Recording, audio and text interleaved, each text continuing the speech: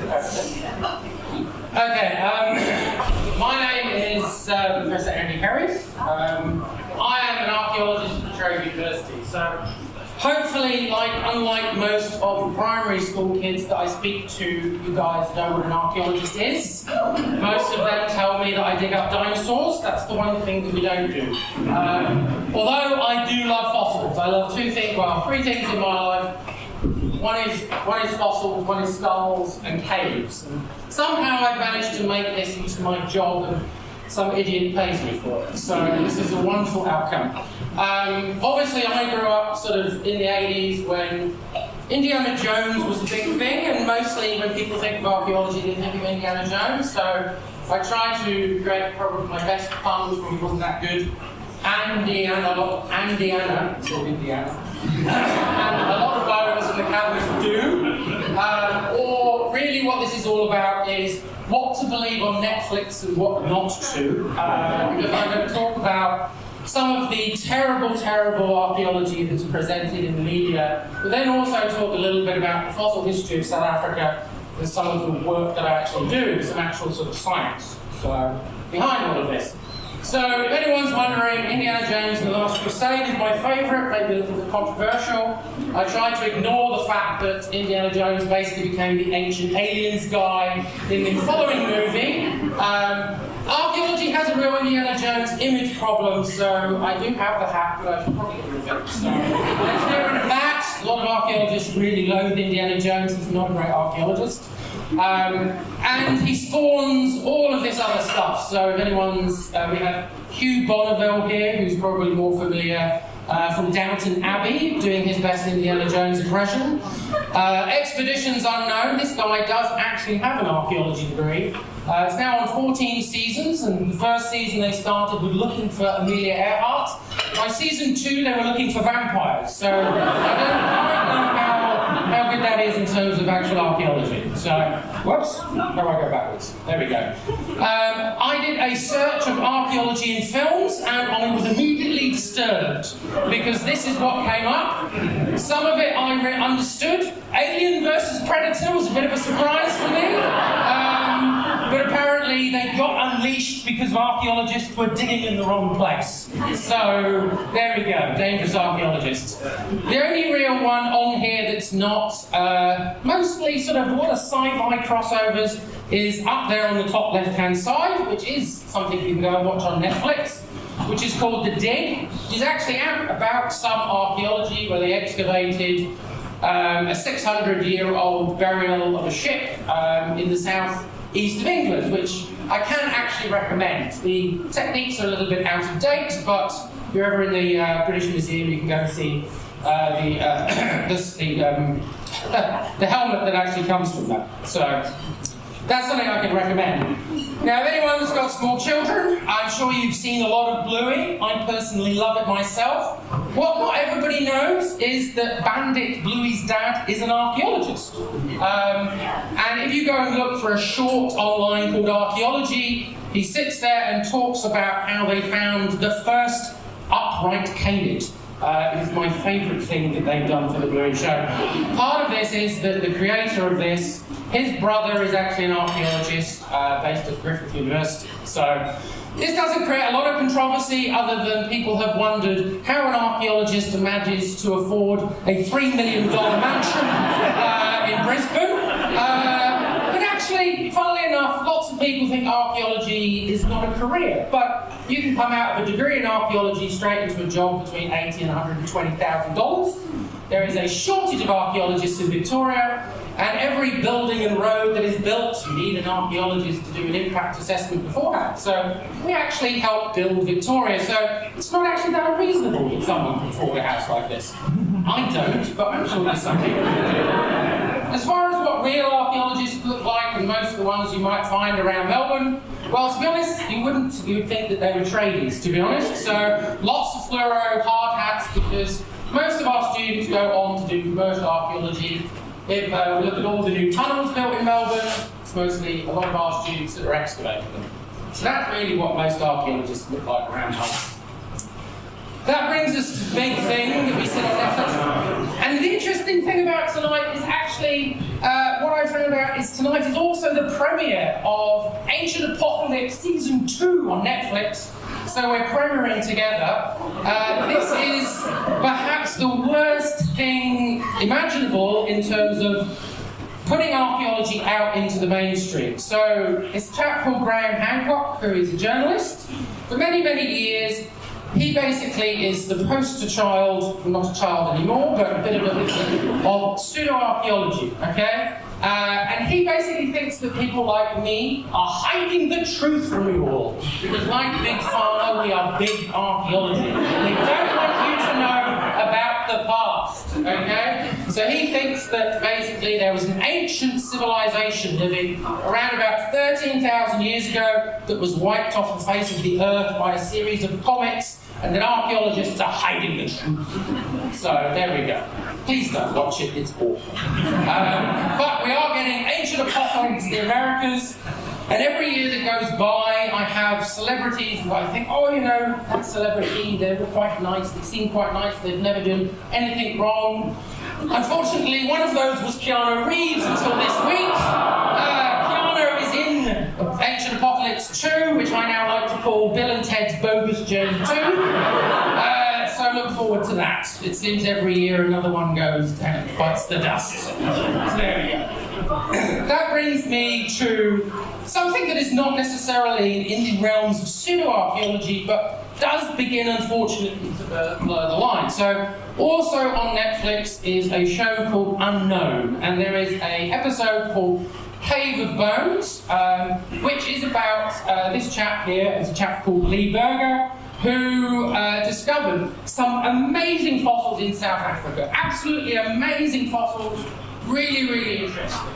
He then, unfortunately, decided that he would say a whole load of other stuff that the scientific community does not agree with. So, and this, unfortunately, again, has gone out to this big Netflix show. And so I'll come back to this sort of at the end to talk about the blurring of the lines between actual science and pseudoarchaeology and why that's a bit of a problem. In terms of actually some of the science, and I've got some of my friends here on the left, the beginning, so I am within archaeology what we call a palaeoanthropologist. So, in other words, I study human evolution, I study skulls. And the first ever skulls that were, the first material that was ever found, that was the beginning of palaeoanthropology, the first thing that was a species other than us that was published were Neanderthals. And we must all be familiar with the Neanderthals. It is something that we have in our lexicon. We talk about football hooligans in the UK being Neanderthals. The interesting thing about it, in about 1856, they found this skeleton, but actually the skull at the top there had actually been found first, but it sat on a shelf and nobody really did anything with it. So that's actually this sort of skull here, which is a Neanderthal female from Gibraltar. And it was actually a close thing. We might have actually been calling football hooligans calpicuses because there's actually, they were going to publish it as Homo calpicus, but the chap called King beat the other guy to it by publishing them as Neanderthals. So this was sort of the beginning, and there is actually a decent series on Netflix about Neanderthals, which is nice to see. Soon after, in the beginning of the 20th century, unfortunately, palaeoanthropology took a little bit of a turn, mostly because of, well, entirely because of the English. So in 1905, I can say that I am English.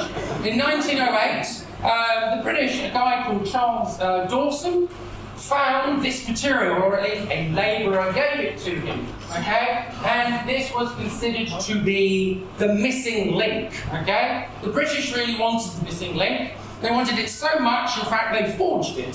So this is actually a medieval cranium, okay? And they took what was then a modern orangutan jaw, they stained it, they filed its teeth down, and then they presented it as a missing link, as having a big brain and having this very ape-like jaw. Well, it was an orangutan jaw. So this is the, you can come and look at these afterwards, but whoops, this is the built down to the cranium, or one of the reconstructions of it. And this, the influence of this lasted for about 50 years. It wasn't until 1950 that somebody finally proved scientifically that this was a fraud. Probably should have worked that out because they even had fossils like this, which is called the Piltdown cricket bat. Because no Englishman goes anywhere without their cricket bat, which is a real fossil that they stole from Europe and then threw into the gravel pits in the south of England. And most of this was written up by a guy called Arthur Smith Woodward. Okay? Now, where this became problematic is the discovery of this little thing in 1924. So this is a species. This is a fossil known as the Tarn child. It's a little 3-year-old. Okay. This was actually found by an Australian from Queensland, a guy called Raymond Dart, and he found it in 1924. So that's 100 years ago. And when he then published this, and he recognised that this was a human ancestor, not a baboon like all of the other fossils, all of the British establishment said, "This is preposterous. You can't possibly know that." And they partly accused him of this because he did not bring the skull back to Empire. He didn't do what he was meant to bring it back to England so that they could cross-check what he did, ultimately. And so lots of people didn't believe him, including the chap, Arthur Smith Woodward, who had looked at the Piltdown forgery. A little bit later, we started finding adult versions of this, and through time, people began to accept that Australopithecus africanus, or the southern ape of Africa, was a human, and showed that the earliest humans came from Africa, not from England, not from Europe, or anywhere else in the world, where they thought they should come from, because, at the time, that's where all the enlightened people did. So, the British were really not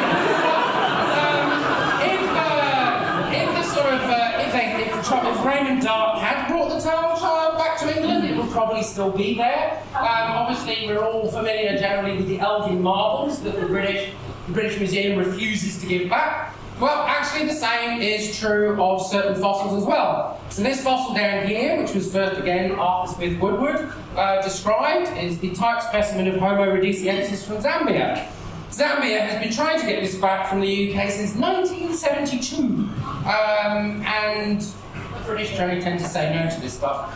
James Acaster, who's a British comedian you might have come across, has a very, very funny bit on this, and he basically is saying, well, finders keepers shut up. It's basically what the British have been saying to everybody since this time. If you want to know more about that, you can go over to the ABC and listen to Stephen Fry talk about stuff the British stole, so that's a good one to follow up with. As far as what I do, so in about 2005, so I excavated a site called Dromoland in South Africa. It's a cave. Doesn't look much like a cave, it's a hole in the ground because it was excavated for its stalagmites and stalactites. But in about 2015, we were digging some fossil material out, and at the time, we found this skull. It was about 100 odd pieces. We actually thought it was a baboon because it was very, very thin. But it turns out when we started putting it together, the brain got bigger and bigger and bigger and bigger, and the shape got more and more distinct. And we discovered that actually it was the world's oldest Homo erectus, which is a very important species. It is again about a 3-year-old, which is why it was so thin. It now sits alongside the Tarn child in the vaults at the university that the quarters around, which I think is quite cool. These two little 3-year-olds sort of sitting together. So that was actually found by a second-year undergraduate on their first trip to Africa. It took me years to find and he finds the whole skull on his first go. So there we go. Anyway, so this is Homo erectus sort of in the middle here. This is my son, the Homo sapiens for scale, when he was 1 year old. Helping put these together, he's not looking very sure about this, but there you go. It's the biggest Lego in the world. So ultimately, this is Homo erectus in the middle. This is actually a 12-year-old, so you can see it's actually not, there's a Neanderthal on the left. That's not too different to us, Homo erectus. They're the first species we can really say looked more human. And I always love the reconstructions of Homo erectus, because you know what, I cut my same self 8 times this morning when I was shaving. How did he manage it 2 million years ago with only stone tools to do it? That's my big question. So this is sort of Australopithecus, so this is the tail, this is not that species, but this is Lucy, you've probably heard of. This is what a fully grown adult Australopithecine looks like. This is Homo erectus. So this lived about 4 million years to about 2 million years, and about 2 million years ago, Homo erectus is really the first species that we can all confidently say is in our genus Homo. There is not much that paleoanthropologists agree on. That's one thing we can at least agree on. Homo erectus is an important transition in our line. Now, in terms of how does human evolution work? Well, if you type human evolution into a web engine, this is most likely what you're going to get back. It will be some rendition of this that suggests that you have one species, evolves to another, that goes extinct, evolves to another, etc., etc., etc. Something else you might notice in this, or most museum collections when you look at this, it's always men evolving, if you notice. So that's a little bit of a problem we have in the discipline. So we're missing 50% basically of the people that arrived in the past. Sometimes you might see it shown like this, as a sort of family tree, which is maybe a little bit more accurate. It separates off the different species and groups as we go through time. But actually, my job is this. This is the complexity of human evolution. These are all of the main species that we know about. There are periods of time we know very little, so before about 4 million years, we don't know very much. Sometime between sort of 7 and 4, the first ape stands upright, and that is what defines us as different. It's not so tall, we've got big brains, it's that we stand upright. And almost all of that's been found in the last 20 years. Well, one of the things that you might see is that it's not just a linear progression. We have a situation where lots of species are living at the same time on the landscape. And the other thing is that some species last for long periods of time. If we look at Homo erectus, okay, our fossil, which is the oldest example of it, evolved 2 million years ago. Homo erectus then evolved into a whole load of other species here. But actually, populations of Homo erectus were still living in Indonesia only 100,000 years ago, relatively unchanged. So they were living beside the ancestors that they had ultimately become in the world. So human evolution works quite differently from that. The best way I can sort of show it, I guess, is actually a little bit like a braided river. Okay? We have some Homo sapiens moving through here. We split from Neanderthals and this other species known as Denisovans that we only know about through ancient DNA. We have no idea what they look like, because they've only been defined through ancient DNA or bits of finger bone. They diverged from us perhaps 500,000 years ago. But it didn't stop there, because certain populations of Neanderthals then interbred with us. Certain populations of Denisovans interbred with us. Everybody in this room has a bit of Neanderthal DNA. Everybody has a little bit of Denisovan DNA. So we are the product, in actual fact, of populations of a whole load of different species. And we get some really important stuff from that. In fact, how badly you suffered from COVID can be related to the particular genes that you picked up from a Neanderthal. So some of this stuff has some sort of vague form of relevance. So this is I guess the complexity that we're trying to work through. Now with ancient DNA, that tells us a lot about what's happened over the last 50,000 years. My task as I look at deep time is trying to understand how do we take that information and infer it back onto the past to see whether other past species have interacted with each other. If anyone knows how to do that, I'd love to hear from you, because I haven't worked it out yet. So if we look at some of these time periods, there's my son a little bit more grown up. The scale, if you look at 100,000 years ago, we have Homo sapiens, our species, moving out of Africa. This one on the bottom is a Homo erectus that's still around. We've got Neanderthals and Denisovans. And then we have really weird stuff. So if you go to the island of Flores in Indonesia, we have this little thing here called Homo floresiensis, also known as the Hobbit. It's a tiny little species that was Homo erectus, becoming an island dwarf they managed to get across the sea at least 700,000 years ago. That was discovered by a group including Australians around about 20 years ago. Really changed our understanding of how human evolution works. One of the most recent species, and this is the focus of this Unknown Cave of Bones documentary on Netflix, is another weird species called Homo naledi. So this is it in the middle. We've got a modern human here. We've got the skull that still resides in the Natural History Museum in London there on the left. and hominid in the middle. And the first thing that hopefully you can see, it's got a very small brain compared to the other two specimens. Okay? It actually looks pretty old. And when people didn't know the age of it and they guessed how old they thought it was, some people said 2 million years, some people said 1 million years. When we actually got around to dating it, I was one of the people that helped with that, we found out that it was actually only about 300,000 years old.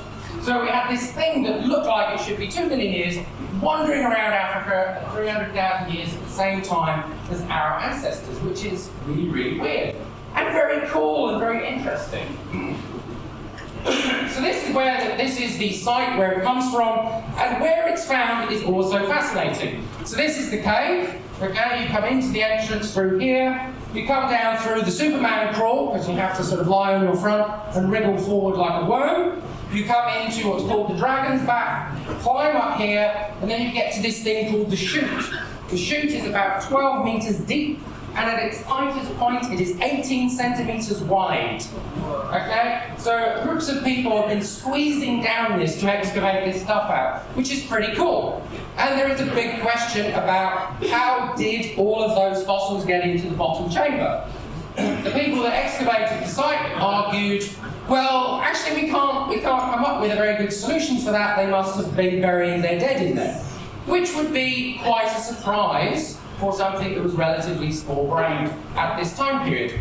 The other things that don't really sort of work out with that is there are also fossils of baboons down there, and I'm pretty sure baboons are not burying their dead either. We've also got fossils of owls. So there's a little bit of a disconnect between the idea that they must have come in that way.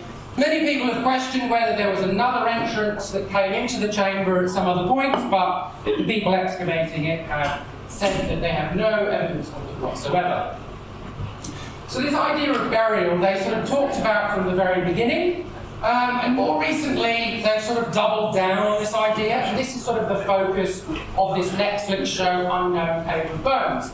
Now, bearing in mind, I've spent some time helping cave rescue in the UK, taking people out of caves, and it's very difficult, particularly when they're unconscious. The idea of trying to move whole bodies through this sort of cave environment is quite difficult. Now, the way that sort of science normally works in terms of publishing is that we will sort of write up our papers, we submit it to a journal, that journal will send it out to our peers, and our peers will read it, and they'll go, yes, I agree with everything that Herries says. That never happens. Sometimes they might, I agree with some of what he said. That's normally the case. And we have a little bit of a backwards and forwards, and eventually we come to a sort of an agreement over what they think that I have proven scientifically and what they think I haven't. That's sort of the way it's worked for a very long period of time. More recently, though, there's this new development of things called, this sort of thing where they put preprints out. Geneticists use it a lot, basically, to tell the other labs that they've beaten to it, and they should dump all their research in bin. But this is now happening a lot in archaeology. And what this group did is that they wrote a couple of papers saying that Homo buried its dead. They also argued that it made rock art. They put it out in these preprints, but rather than waiting for other scientists to actually read it and put comments on it, they decided to do a whole Netflix series, a book, and a whole load of media stuff. Obviously, all the scientists went, whoa, what's going on here? No, this is not the way science is done. And there was a sort of huge backlash about this, particularly because when the peer review of it did eventually come back, almost all the scientists said there is actually no scientific evidence that any of this is actually true. Okay? So if you are watching Unknown Cave of Bones on Netflix, just be aware most of the scientific community doesn't think it's actually the case. Some of the problems with this is sort of this is the sort of the block that they excavated out, which had some of the fossil material in it that they argue is a burial. This is more than one individual, it's not a whole thing. This thing here, which is a rock, which they say is in its hand, they say, well, this is a stone tool. But they've never excavated this out of the block. They took it to a synchrotron and they scanned it. I don't know why they don't just excavate it, then they can actually look at it and sort of try and find out. This is the rock art. So Lee Berger, who is a little bit sort of more my size of individual, thus would struggle to fit down into it. He went on a crash diet for this, and he eventually got down into the Dinaledi chamber. And on his arrival in the Dinaledi chamber, he saw these marks on the wall, and he was like, ah, rock art! Homo naledi was making rock art. Now, there's some fundamental problems with this. One, even if this was rock art, there's no way to tie it to Homo naledi. There's no way to date it and associate it. We know that modern humans would have been down the cave beforehand. The other problem, as I demonstrated on Twitter when I took a few photos and tweeted it out, there are lots of pictures of this is what the dolomite looks like normally. Okay, this is from my site. Okay, this is what dolomite looks like naturally. You can see all of the same sort of patterns. Okay, and the problem is that that might be different. There might be some engravings there. But at no point in any of this stuff do they actually do any comparisons of this stuff. There's no actual science underlying much of this material ultimately. And this is I guess the real problem that a lot of us in the discipline have had with it is that they decided they wanted to go out and do a Netflix series, and they wanted to put this information out into the world. But when it's out there, it's very difficult to roll it back. It's very difficult to retract it. And at the moment, the scientific community views this that there is no scientific evidence of this. That may change with time and more work, but us as scientists, we do have to publish stuff, but we also shouldn't be rushing. Otherwise, we begin to blur the lines between us and shows like Ancient Apocalypse. Very soon after this, if the backlash from this wasn't enough, they then decided to take the actual original fossils from this site and another site, give it to a billionaire, and send them up into space. So this wasn't, everybody again was just like, what the hell are you doing? So we haven't really heard from them much for about the last year, so we don't really know quite what's going on. But if you do find yourself watching that show, and it is a beautifully produced show, and there's lots of nice things about it, just beware of the fact that the underlying content is a little bit questionable. Okay? So, anyway, there you go.